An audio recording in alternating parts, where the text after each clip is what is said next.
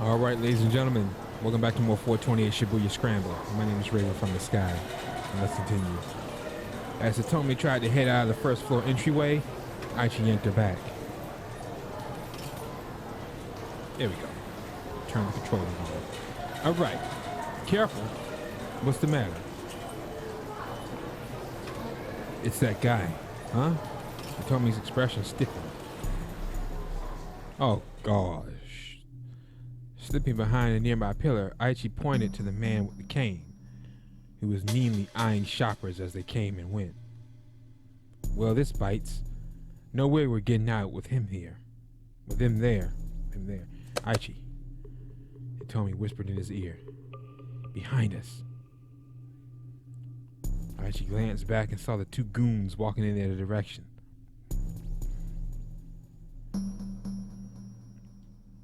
Uh-oh.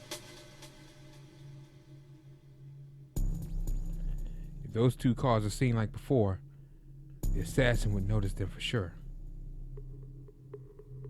Ah! The younger punk had spotted them. The guy! Darn it, Aichi thought, gritting his teeth. Eep! But the thuggish pair let out a teeny squeak and then darted off in a different direction, vanishing from view. What the heck? Aichi and Hitomi watched him go unsure what to make of the sudden retreat. Well, anyway, Aichi said after a moment, now we can try to find another way out. Taking Hitomi by the hand, he headed back into the shopping area. Oh, great. The back entrance on the first floor. That was a no-go. The other emergency exits were also locked down, which meant that the main entrance on the first floor really was the only choke point, in or out. And that's why he's standing there, because he knows it. So now he can see everybody coming in and out. He can see. We're in trouble. It was almost time for them to meet Kenan. They needed to find some way to bust out of here. The pair headed back toward the main entrance. He's still there. Of course he is. That's the only way out. Then they saw the man with the cane again, heading in their direction. He hadn't seen them yet, but there was no way they'd avoid him if they didn't do something quick. Guess for now, we gotta go up, Aichi said to Hitomi. They started racing up the nearest escalator, which was descending from above. My bad, coming through. Sorry, please excuse us. They fought and shoved their way past the steam of people riding on in the other direction. They could see the second floor now. Aichi figured they'd be in the clear once they got there. Oh God. But then a large woman appeared at the top of the escalator heading down.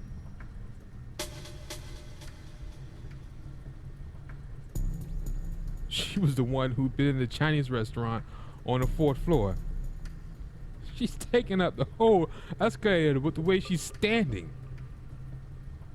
The one who supposedly packed an entire buffet in her belly. You know, she could be a competitive eater. And then remember in the what was it, the 1100 or 1200 block? I'm trying to think when it was. And she drunk all that orange juice. You know, until the Burning Hammer show started. That was insane, man. She could definitely be a competitive eater and succeed at it. I mean, she's not even trying, and she ate a whole buffet. She was wide enough that Aichi had told me would never be able to slip past her. Well, if she's standing sideways, I mean, but the way she's standing, she's taking up the elevator. Hey, out of the way, Aichi shouted. But the young woman ignored him. Aichi tried to push past, but he just bounced. Oh my God, he just bounced off her. They were drifting inevitably back down toward the first floor. It was like they were riding a conveyor belt that was delivering them right to the assassin.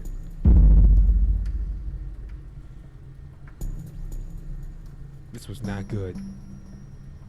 They didn't do something soon. Wait a sec.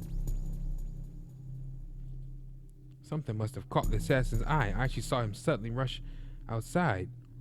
There was no telling what had just happened, but now there was a chance to escape. Aichi and Hitomi raced out the door.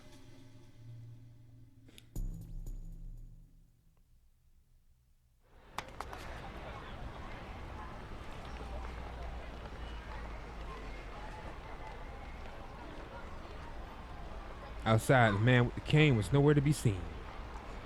Looks like we're safe. Actually, that out of sight. Whew. For now, someone said, keep your eyes open. Oh! Kanane! The sudden words made the two of them turn with a start. Kanan was standing right behind him. She'd gotten this close and neither of them had noticed a thing.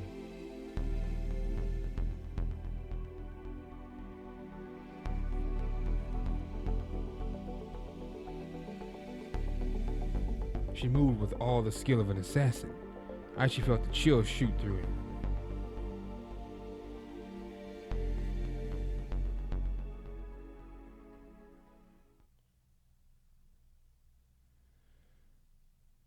To be continued.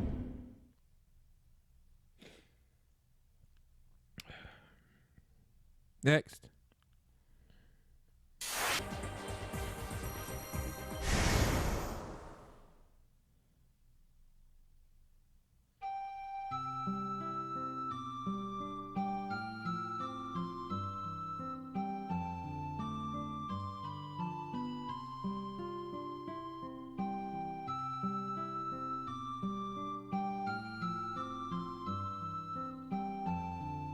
The way if we do it, he can't have it. Cause see, if he does dispose of it, that's how he. Yeah, there we go. Now he can't get the darn. The detective can't get the darn costume because we have it. I walk along. I start regretting my decision. I can't find a good place to throw the cat outfit. Anyway, finally I spot a convenience store that looks like it'll do just fine. One of the employees is out front cleaning out the trash can. Several large garbage bags line the road. Perfect. Maybe I can have him toss out the costume. Excuse me, so I've got this old cat suit here. Yeah, I know. The shop boy takes the costume for me. Taku Okada, a 22-year-old getting by on part-time employment. Recently, after a number of employees quit in a rapid succession, the owner hurriedly took on several new hires. But for some reason, instead of everyone chipping in on the cleaning, Okada always winds up stuck doing it. You're here to throw this thing out? I got it. Sounds wholly unsurprised. He accepts it so blithely that I actually feel bad. It's been like this all morning, he says. Don't even care anymore. Just throw away what you need and be on your way, I guess. It's been like what all morning? I'm out here cleaning and people keep dumping trash on me. First it was this couple that... Aichi and yep. This couple that up and threw a garbage bag at me. After that, some homeless looking guy came by, took all his clothes off and left. Detective Yuji Sasayama from the Shibuya precinct. The moment Sasayama is searching for a costume for his next disguise. Like, just now, some chubby girl tossed out some empty cardboard boxes and a bunch of empty bottles. That must have been cheery. She was probably drinking the burning hammer while she walked along. So when you come by just now with this thing, I knew right away. Yep, this again. It's alright. 3 times, 4 times. What's the difference? He flashes a bright smile, but is clearly insincere. Then he looks at me more closely. Huh? Aren't you the girlfriend of that dude who threw a bag of garbage at me? What? Nope, not me. Huh? Guess I'm misremembering then. Well, anyway, thanks for your help with this. I give the guy a bow. Alright, we're good now.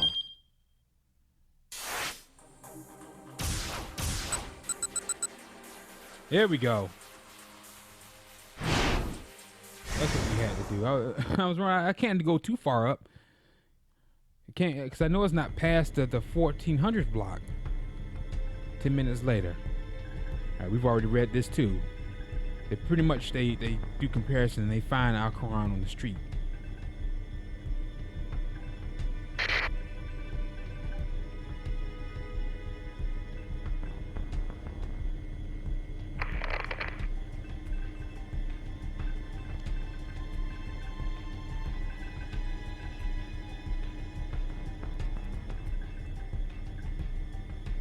Okay, see, he has a different costume instead of the cat costume, because if he has a cat costume on, it's a bad ending.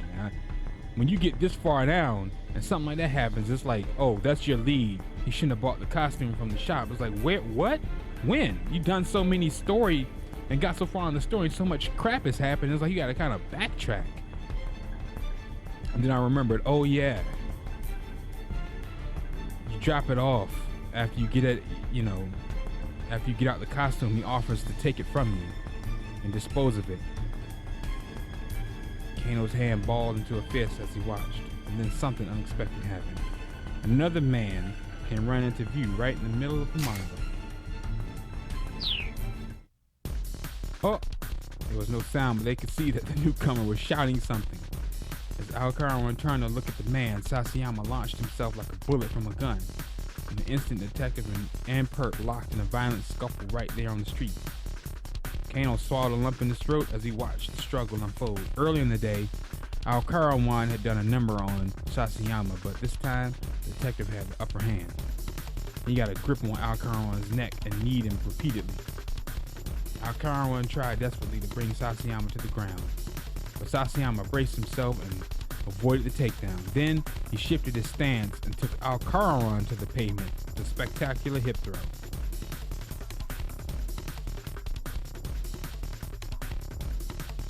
Yes! Kano clapped his hands together in excitement. Catching the perp in a scarf hold, Sasayama got out his handcuffs. A technique in judo involves wrapping an arm around the opponent's neck while performing an upper body pin. Stanley, you should head to the scene, Kano said. He looked away from the monitor for a mere moment, and when he looked back, Sasayama had released his hold and crumbled to the ground. What? Panicked, Kano stared at the image of his friend. Oh no!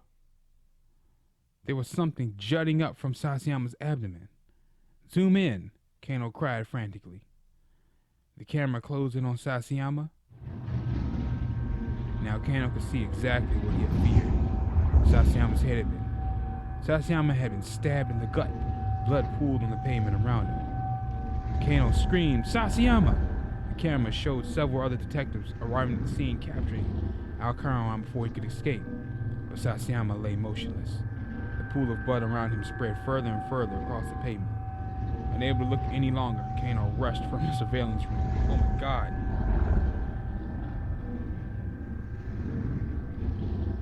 To be continued.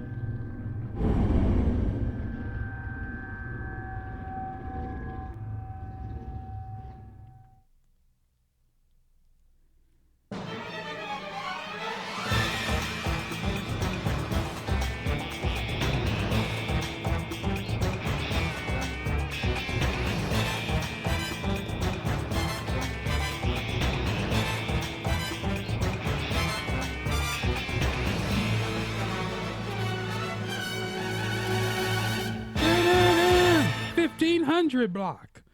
Let's do this. Let's go. Infection.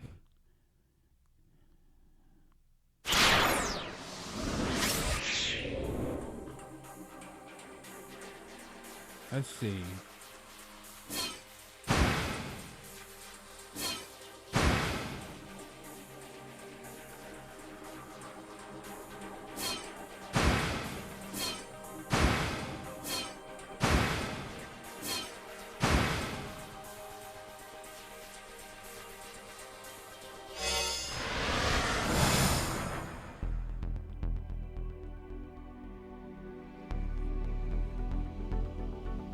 Kanan led them into a narrow back alley. The moment she stopped, Hitomi spoke up.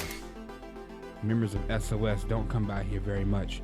Word has it that in this place around 10 years ago, one man beat the crap out of 7 street toughs in one blink of an eye. All by himself.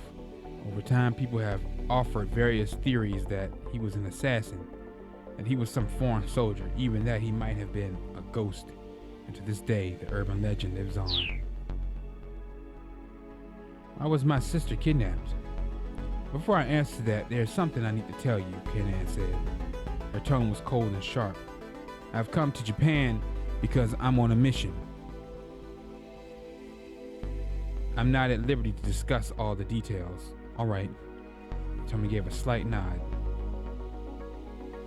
To answer your question, Maria was kidnapped by mistake. What? Tommy gasped. But why? Because this kidnapper isn't after Maria, they're after you. Who's after me? The mastermind behind this whole thing, Kanan said. Her tone was matter of fact. Whoa, hold on, Aichi interrupted. What do they want Hitomi for? That I cannot say. Well then, who is this person? I can't tell you that either. You see, their sex, nationally, age, appearance, just about everything about them is shrouded in mystery. So there's honestly not much I can tell you. Aichi and Hitomi stood dumbfounded. What gives? Aichi said. So you're saying all you know is that this person has some lame name like Mastermind? Hitomi turned to whisper in his ear. Mastermind isn't actually their name. Originally used solely to refer to someone of remarkable intellect, the term first took on its criminal connotations in the 19th century. Connotations. I'm here, Kanan spat, because I'm looking for revenge. Revenge? Hitomi asked. What for? This person also killed my friend.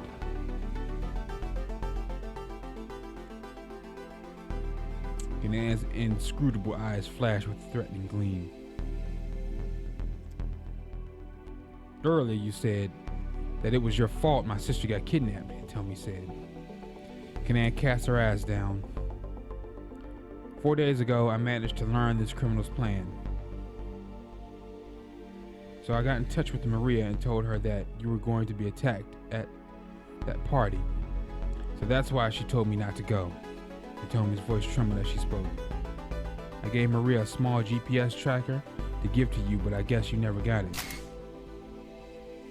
Global Positioning System, a network of man-made satellites and ground-based control stations for providing geolocation data. Alternatively, a device that makes use of said system. Modern cell phones and vehicle navigation systems. Yep. Hitomi shook her head. I see. She must still have it then. Wait, so then my sister? The color drained from Hitomi's face as she understood. Yes, Kanan replied. Maria acted as a decoy and let herself get kidnapped in your stead. Hitomi swayed on her feet, shocked to the verge of fainting. Aichi hurriedly reached out and caught her in his arms. But wait, he said to Kanan as he held Hitomi up. I don't get that either. Why didn't neither of them go? Then nobody would have been kidnapped, right? I mean, why did her sister need to go and act as a decoy? Kanan let out a tiny sigh. If she hadn't gone to the party, the kidnappers would have just found some other opportunity to come after her. Ah, okay, Aichi nodded. That sort of makes sense. I'm betting that Maria's plan was to use the GPS to lead me to these guys' hideout. She wanted to keep her sister safe and also figured she could help me with my mission. It's the sort of scheme she'd think of. And can't you use the GPS to locate Hitomi's sister? Aichi asked. Kanan shook her head. The GPS hasn't powered on since she was kidnapped. Possible the kidnappers took it from her. Wait, what? So after all that, even you can't find Maria? Aichi slumped his shoulders in disappointment. I didn't say that.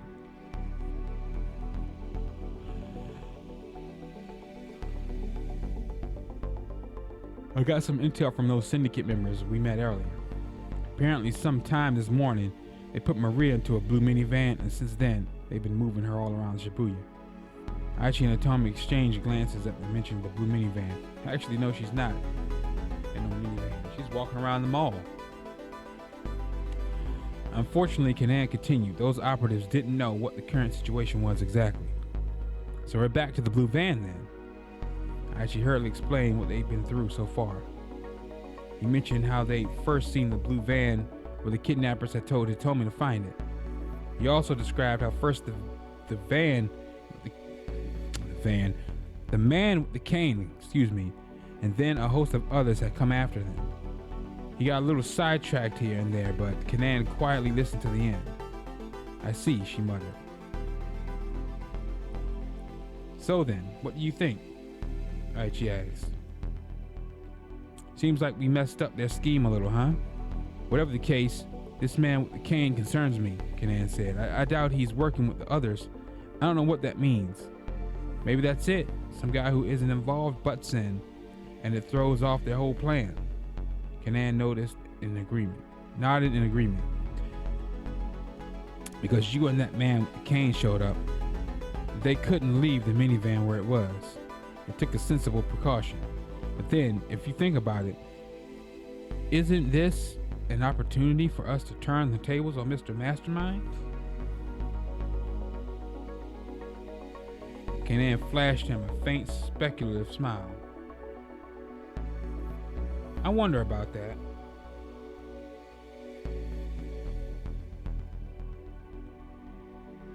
Aichi grumbled. You're such a buzzkill. Any well-made plan has a good, solid outline. Even after it has come to fruition, it's easy to trace things back to the planner. Is that how that works? By contrast, if you achieve your goals using accidental means, the outline becomes blurred and it makes it hard for anyone outside looking in to grasp what the actual plan is. Aichi swallowed hard as he took in the gravity of the situation. Well, but I mean, like, if there's an accident, people are gonna for sure panic. Plan or not. The corners of Kanan's lips curled up. Typically, I suppose, she said. But people who are after the Tomy, not only have they put together a perfect plan, they purposely left certain tiny holes in it. And so we can't even figure out who they are. The outline of the plan is always too blurry. Aichi had no response to that. It was like he was hearing about some completely different world beyond the one he knew. If what Kanan had said was true, he'd been dealing with opponents that were on the level way above his own. In any event, since these people were after you, it'd be best if you didn't wander around town anymore.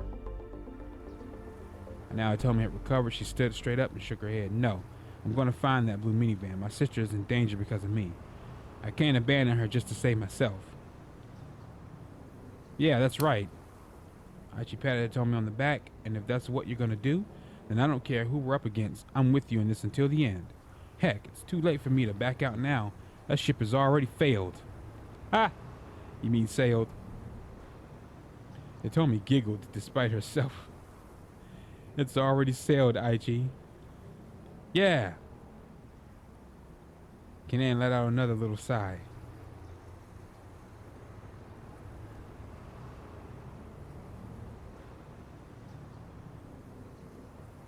All right, just make sure you're extra careful, she said. You can't count on getting bailed out of trouble like you have before. I understand, Tomy said. Her eyes showed no trace of doubtful fear. Kanan gave her a slight nod and quickly disappeared down the alleyway. Right then, Aichi said, want to get back to looking for that minivan? And he stopped, remembering their previous efforts.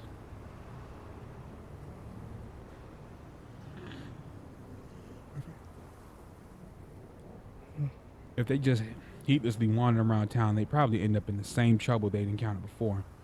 They'd get chased by the man with the cane or by the kidnappers, and their search would be interrupted yet again. What should they do then? There had to be a better way. Aichi happened to glance upward and caught sight of a surveillance camera installed on one of the streetlights. That's it. God, I can't believe it. I didn't think of it before. Tomy peered at him, startled by his sudden shouting. We just need to use my old man's surveillance cameras and this'll be a breeze. Aichi took Tomy by the hand and started running. The destination, security camera monitoring room in Dogenzaka.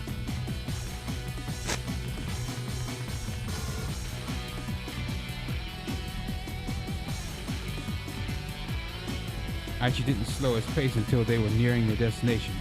Then he turned to look back at Hitomi. He was about to ask if she was doing all right when someone close at hand called out to him. Hey, mind if I ask you something? Have you ever heard of SOS? Aichi stopped in his tracks as a stranger stepped in front of him. The guy looked too old to be picking a fight with SOS. Aichi regarded him with suspicion. Yeah, why do you ask? Do you happen to be a member of yourself? No, not anymore. The man flashed with a gleam of recognition. Did this guy know who I was? Know who he was? With a broad grin, the stranger took a step closer. Aichi's heart sank. He couldn't afford to get caught up in some new hassle right now. Hitomi flashed him a worried look. Let's go.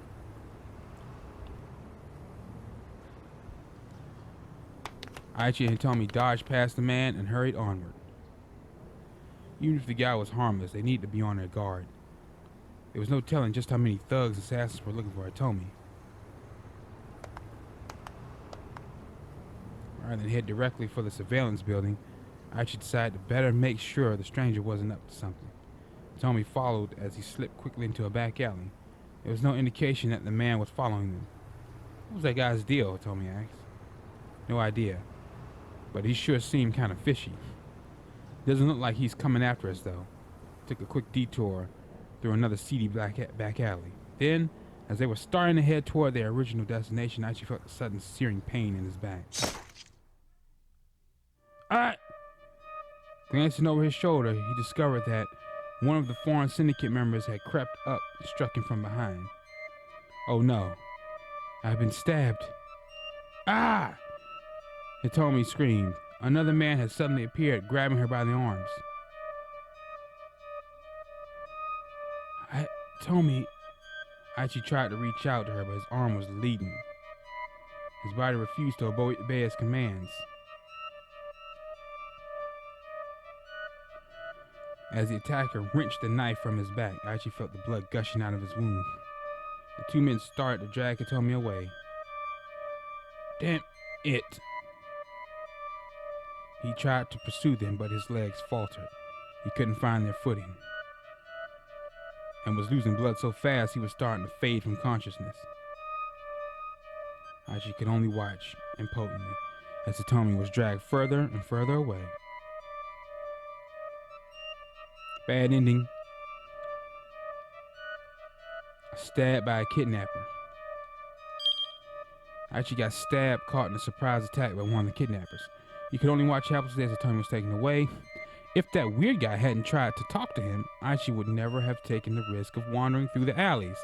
But how can you keep that guy from wanting to interview Aichi? Alright, ladies and gentlemen, thanks for watching.